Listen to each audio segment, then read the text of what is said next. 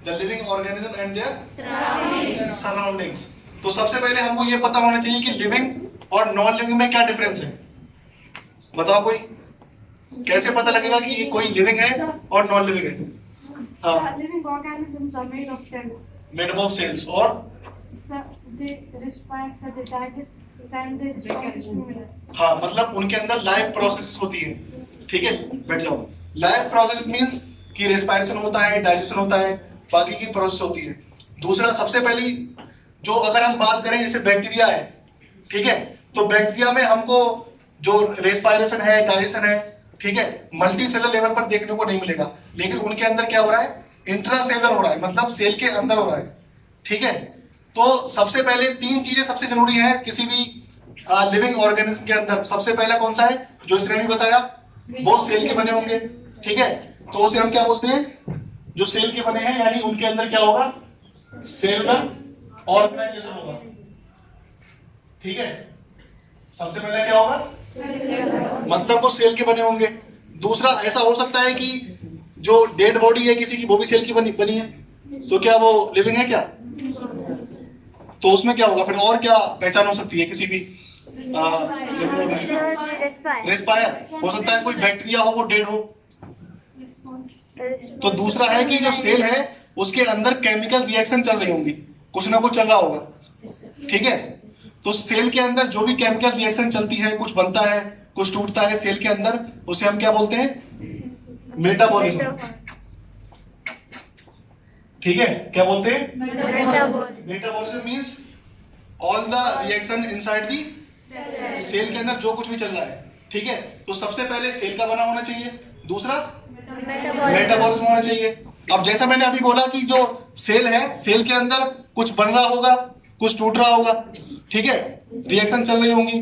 तो जो मेटाबॉलिज्म है वो दो टाइप का होता है। ठीक है, एनाबॉलिज्म और कैटाबॉलिज्म। ठीक है, एनाबॉलिज्म, अगर जो भी रिएक्शन हो रही है सेल के अंदर, अगर कुछ फॉर्म हो रहा है तो उसको हम क्या बोलते हैं, एनाबॉलिज्म। मतलब इसमें फॉर्मेशन हो रहा है कुछ सेल के अंदर। ठीक है, और अगर ब्रेकडाउन हो रहा है तो कैटाबॉलिज्म।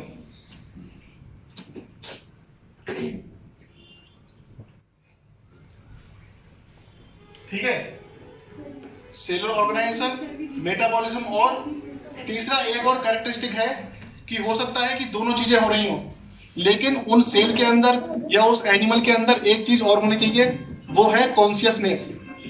कॉन्शियसनेस मींस कि वो मतलब बाहर क्या चल रहा है, अंदर क्या चल रहा है, मतलब वो समझ पाए, सुन पाए, देख पाए, उसको रिस्पॉन्ड कर पाए किसी भी चीज के लिए। ठीक है, अगर मान लो बाहर गर्मी बढ़ रही है तो जो लिविंग होगा उसको पता लगेगा कि हाँ गर्मी हो रही है, फिर सर्दी हो रही है। ठीक है, तो उसको हम क्या बोलते हैं, कॉन्शियसनेस। ठीक है, हम क्या है अभी, अगर कोई डेड होगा तो वो अनकॉन्शियस होगा, कॉन्शियस नहीं होगा। ठीक है, तो सबसे तीसरी इंपॉर्टेंट ये तीन चीजें होना, ये सभी कोई भी लिविंग ऑर्गेनिज्म हो, कोई भी, ठीक है, सभी के अंदर हमको सेल का बना होगा, दूसरा मेटाबॉलिज्म होगा, मतलब उसके अंदर रिएक्शन चल रही होंगी, तीसरा कॉन्शियसनेस होगी।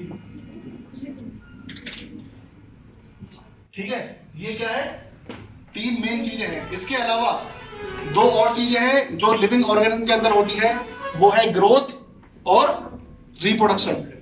ठीक है, सभी जो एनिमल होते हैं, सभी जितने भी लिविंग ऑर्गेनिज्म होते हैं, सभी क्या करते हैं, रिप्रोड्यूस करते हैं। ठीक है, क्यों करते हैं रिप्रोड्यूस, ताकि जो उनका नंबर है वो बना रहे। अगर रिप्रोडक्शन नहीं होगा तो क्या होगा, एक टाइम के बाद जो स्पीसीज है, जो भी एनिमल है, उनका नंबर कम हो जाएगा, खत्म हो जाएंगे। ठीक है, एक्सटिंक्ट हो जाएंगे। ठीक है, तो इनके अलावा ये तो इंपॉर्टेंट है, ये तो होगा ही होगा सब में। ठीक है, लेकिन जो रिप्रोडक्शन है, हो सकता है कि कोई एनिमल लिविंग हो, सारी चीजें हो, लेकिन वो रिप्रोडक्शन के कैपेबल ना हो, रिप्रोड्यूस ना कर पाए।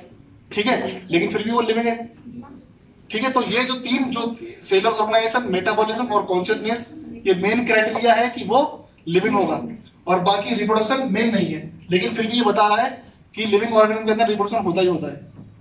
ठीक है, रिप्रोडक्शन, और पांचवा ग्रोथ। ठीक है, सब में ग्रोथ होती है, पहले छोटे होते हैं फिर बड़े हो जाते हैं, उसे ग्रोथ बोलते हैं। ठीक है, तो ग्रोथ कितने टाइप की होती है, कैसी कैसी ग्रोथ होती है? ग्रोथ होती है दो टाइप की, एक तो अंदर से ग्रोथ होती है और एक बाहर से ग्रोथ होती है। ठीक है, जैसे मान लो लिविंग ऑर्गेनिज्म के अंदर कहां से ग्रोथ होगी, अंदर से या बाहर से? अंदर से होती है, क्योंकि अंदर सेल है, सेल डिवाइड करती है, उसके बाद उनके अंदर वो ग्रोथ होती है। सभी लिविंग ऑर्गेनिज्म किसके बने हैं? सेल के बने हैं। तो उनके अंदर सेल डिवाइड करेगी, फिर क्या होगा? तभी ग्रोथ होगी। ठीक है, तो सभी लिविंग ऑर्गेनिज्म के अंदर कौन सी ग्रोथ होती है? अंदर से ग्रोथ होती है, उसे हम क्या बोलते हैं? Intrinsic growth. इंट्रिंसिक मींस अंदर से होगी। ठीक है, और बाहर से उसको बोलते हैं एक्सट्रिंसिक ग्रोथ। वो किसमें होती है? नॉन लिविंग में। ठीक है, जैसे मान लो कोई बाहर कोई सैंड माउंट है, ठीक है, पहले छोटा था और सैंड आ गई ऊपर से तो और बड़ा हो गया, वहां भी तो ग्रोथ हो रही है। या मान लो कोई माउंटेन है, वहां पर बर्फ गिर गई, ऊपर से गिरी, फिर भी क्या हो रहा है? ग्रोथ हो रही है, लेकिन वो नॉन लिविंग है। ठीक है, और जो ग्रोथ है और दो टाइप की हो सकती है, जैसे कि किसी में अनलिमिटेड ग्रोथ होती है, बढ़ता ही रहता है, और किसी में लिमिटेड ग्रोथ होती है, मतलब एक टाइम के बाद, जैसे हमारे अंदर क्या है, एक टाइम तक 18, 19, 20 इयर्स तक हमारी ग्रोथ होगी, उसके बाद रुक जाएगी। ठीक है, तो उसे बोलते हैं डिटरमिनेट, मतलब एक लिमिटेड टाइम तक है। ठीक है, एक सर्टेन टाइम तक है, उसे हम क्या बोलेंगे? Determinate growth. Determinate growth. ठीक है, और जो मतलब हमेशा, मतलब जब तक उसकी लाइफ है तब तक होती रहेगी, उसे हम क्या बोलेंगे? Indeterminate growth.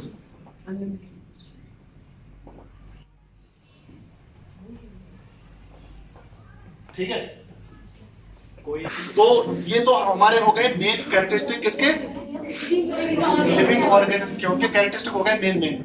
बाकी लिविंग ऑर्गेनिज्म में जो लिविंग ऑर्गेनिज्म दो टाइप के होते हैं, एक यूनिसेलर और मल्टीसेलर। यूनि मींस और मल्टी मींस बहुत सारे। तो यूनिसेलर ऑर्गेनिज्म एक सेल के बने होते हैं, उनके अंदर सेल का बना होगा, ये सारी होंगी। और जो मल्टीसेलर ऑर्गेनिज्म है, जो बड़े बड़े ऑर्गेनिज्म है, उनके अंदर लाइफ, जैसे हम क्या है, मल्टीसेलर यूनिसेलर? मल्टीसेलर। तो हमारे अंदर क्या होता है? लाइफ प्रोसेसेस होती है। ठीक है, जो वाइटल प्रोसेस है, जो हमारे जिंदा रहने के लिए जरूरी है, वो कौन कौन सी है? जो मतलब होना जरूरी है हमारी बॉडी के अंदर, अगर नहीं होगा तो रेस्पायरेशन है, अगर आप रेस्पायरेशन है, और डाइजेशन है, ठीक है, और सर्कुलेशन है, और एक्सक्रीशन है। ठीक है, तो ये सब क्या है? लाइफ प्रोसेसेस, ये भी होना जरूरी है। और ये सारी किसके अंदर होंगी? लिविंग ऑर्गेनिज्म के अंदर, मल्टीसेलुलर लिविंग ऑर्गेनिज्म के अंदर। ठीक है, क्या नॉन लिविंग है। ठीक है, दूसरा क्या है इसी टॉपिक के अंदर? The living organism characteristics and their surrounding, यानी उनके सराउंडिंग में क्या क्या है। तो हमारे सराउंडिंग में क्या क्या होता है? मान लो हम क्या है, एक एनिमल ही है एक टाइप से। ठीक है, तो हमारे सराउंडिंग में क्या है, या फिर फॉरेस्ट में जो भी एनिमल्स हैं, उनके सराउंडिंग में क्या क्या है? हाँ, तो मेनली जो भी चीज है सराउंडिंग के अंदर, उनको हम मेनली दो पार्ट में डिवाइड करते हैं, एक जो नॉन लिविंग है, दूसरा जो लिविंग है। ठीक है, जो एनिमल लिविंग है उसके सराउंडिंग में लिविंग चीजें भी हैं और नॉन लिविंग चीजें भी हैं। ठीक है, तो कंपोनेंट्स ऑफ इकोसिस्टम। ठीक है, जो भी हमारे सराउंडिंग में होता है उसे हम क्या बोलते हैं? इकोसिस्टम। ठीक है, तो इकोसिस्टम में दो चीजें हैं, क्या क्या? बायोटिक कंपोनेंट, हाँ, बायोटिक कंपोनेंट और एबायोटिक कंपोनेंट। एबायोटिक कंपोनेंट कौन कौन से हैं?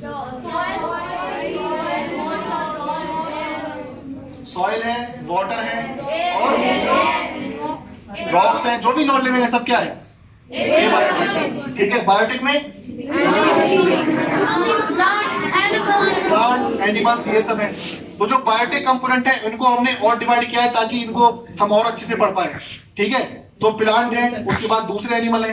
तो जो हमारे एनवायरमेंट के अंदर, सराउंडिंग के अंदर जो फोटोसिंथेसिस है, जो फूड प्रोडक्शन है, वो कौन करता है? प्लांट्स करते हैं। तो प्लांट्स को हम क्या बोलते हैं? फूड बनाते हैं अपने लीफ के अंदर, फोटोसिंथेसिस के थ्रू ग्लूकोज को स्टोर करते हैं। ठीक है, तो इसलिए हम उनको क्या बोलते हैं? प्रोड्यूसर्स। तो बायोटिक कंपोनेंट के अंदर अगर हम इनको और डिवाइड करेंगे तो सबसे पहला कौन सा है? प्रोड्यूसर्स। सेल, ऑटोट्रॉफ, ठीक है, प्रोड्यूसर्स हैं जो अपना फूड खुद बनाते खुद बनाते हैं। दूसरा क्या है कि जो इनको खाते हैं उन्हें हम क्या बोलते हैं, जो प्लांट को खाते हैं, सिर्फ प्लांट को खाते हैं, हर्बीवोर, ठीक है, और जो हर्बीवोर को खाते हैं कार्निवोर, ठीक है। तो प्रोड्यूसर जो प्लांट्स को खाते हैं उन्हें हम बोलते हैं प्राइमरी कंज्यूमर या फिर हर्बीवोर, प्राइमरी कंज्यूमर, ठीक है, और जो इनको खाते हैं उनको सेकेंडरी कंज्यूमर।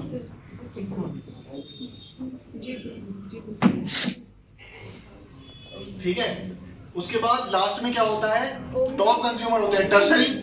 प्राइमरी मींस पहला, सेकेंडरी मींस दूसरा, टर्शरी मींस तीसरा, ठीक है, या फिर उनको हम बोलते हैं टॉप कंज्यूमर क्योंकि वो सबसे लास्ट में है, उनके बाद कोई नहीं, उनको कोई नहीं खाता है। जैसे कि लायन है, लायन को कोई खाता है क्या, वो सबसे ऊपर है फूड चेन में, ठीक है।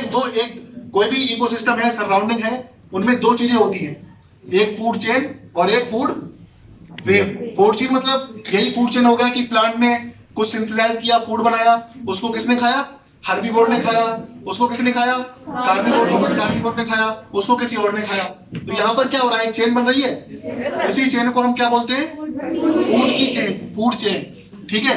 जब इन्वायरमेंट के अंदर, क्योंकि सिंगल ऐसी चेन तो होती नहीं, कोई किसी को भी खा सकता है, खा सकता है कोई भी, ऐसे मतलब खा सकता है कि जैसे मान लो एक फूड चेन है, सिंपल थोड़ी होती है, जैसे मान लो फ्रॉग है, तो फ्रॉग को कोई इंसेक्ट भी खा सकता है फ्रॉग, ठीक है, या किसी और चीज को भी खा सकता है। तो मतलब हमेशा ऐसा नहीं होता है कि फूड चेन सिर्फ ओनली सिंगल एक लीनियर फॉर्म में होगी, ठीक है, वो एक वेव बनाती है चारों तरफ, सारे ऑर्गेनिज्म क्या होते हैं, एक दूसरे से कनेक्टेड होते हैं, ठीक है, तो उसे हम क्या बोलते हैं, फूड वेव।